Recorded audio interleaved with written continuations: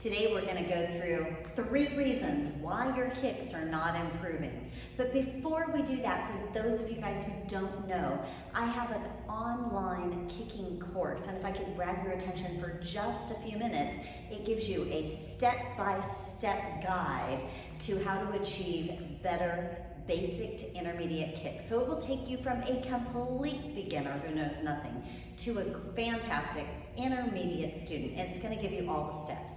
So instead of searching all over the internet and trying to fill in those gaps and then actually creating maybe more issues for yourself, you can take this fully comprehensive course. I'll put a link below.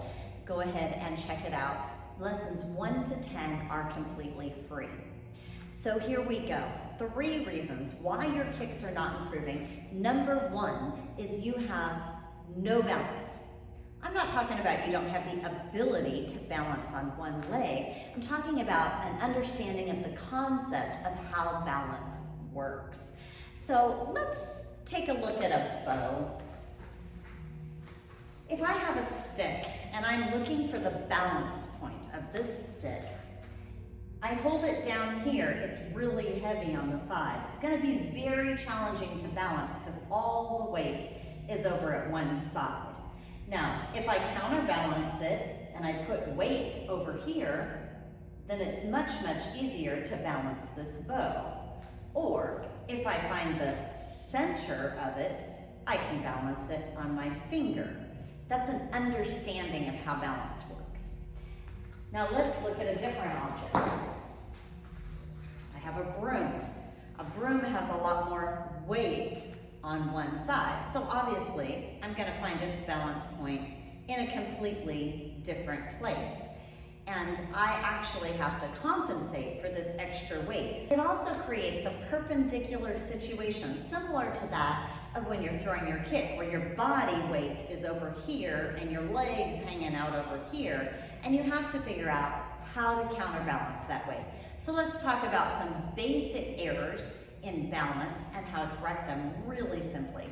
First off, if you have your toes facing one way and your leg going that same direction, you create a great balance point. But if you have your toes facing one way and your leg going out the other way, you create a very off balance point. In fact, our hips are designed to move this way, not necessarily holding this way. I can hold my leg up this way, do that. Easy, right? Hold my leg out here, a lot more challenging because I'm going against that hip joint. But if I take my foot and I turn it, and then I lean over and I hold my leg out, now my body's counterbalancing, my head is over my foot, and it's much easier to hold that balance point.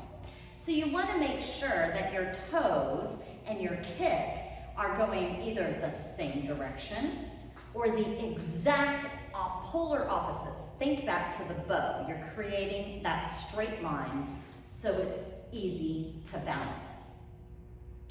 The next thing that I see an awful lot from students is they have their leg going one way and their body going the other way. So let's take a look at that scenario. So let's say my leg is going out here towards the screen and my body is going in front of me. Well, I've created that L shape, which is never a great way to achieve balance.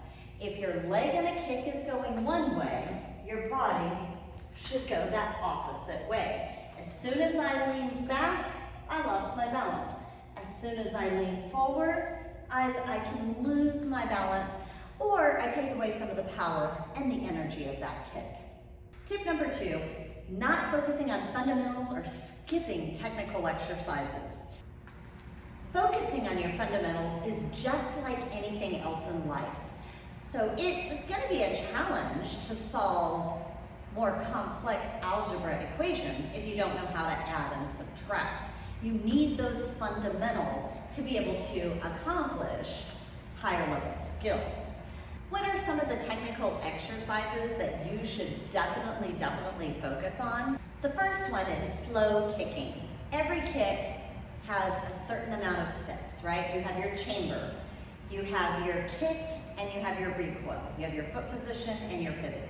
Chamber, kick, recoil, foot position, pivot. 5 basic fundamentals that you need to focus on in every kick. So I suggest just doing slow kicking.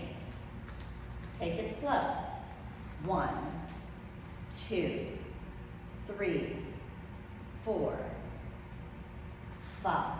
If you can do it slow, you'll be able to do it fast correctly. And then gradually build up your speed. Number 2, you need to focus on some strength work. Strength work can be anything from holding your kicks to build strength, to holding some low stances to build strength, to doing some down the mat strength and agility exercises. Number 3 is speed work and footwork. So I work speed work separately from slow work. So you might work on things like picking up your knees really high, picking up your knees sideways really high, right? Running really fast, right? Doing footwork exercises to build some mobility. So as you do kick, you know how to balance and you've got some mobility and strength.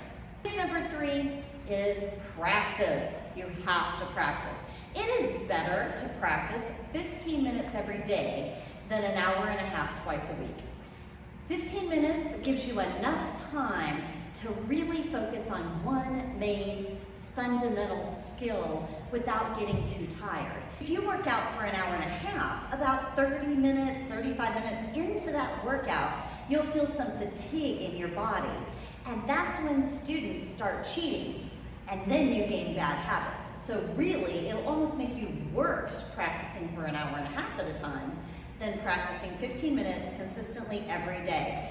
One day, you might focus on your pivot. Another day, you might focus on your chamber. Another day, you might focus on your recoil.